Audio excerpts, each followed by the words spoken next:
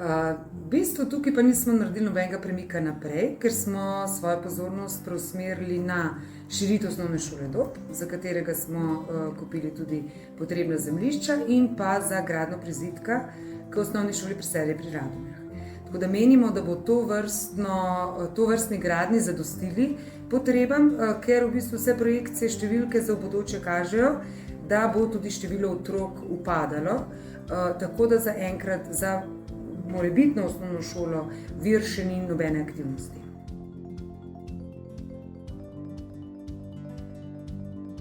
Uvedba plačljivega parkiranja je bila uvedena ne zato, da bi mi pridobili veliko sredstev, predvsem zato, da mi uredimo parkiranje, ker tudi parkiranje je zelo cenovno dostopno dejansko za vsakogar. Tako da tudi izkazali se, da je ta ukrep več kot dobrodošel, ne samo za, Domžalčane, ampak tudi za vse ostale obiskovalce našega mesta. Na tem makadam parkirišču, ki ga tako nekako poimenujemo, bo pa seveda v bodoče zrastel osrednji javni prostor Domžal. Jaz temu rečem kar centralni park Domžal, torej velik park, o tem pa mora biti kakšna informacija v bodoče.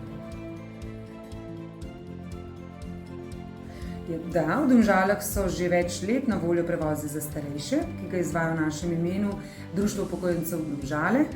Se pravi, za vse starejše nad 65 let in še določenim kriterijem morajo seveda nekako ustrezati.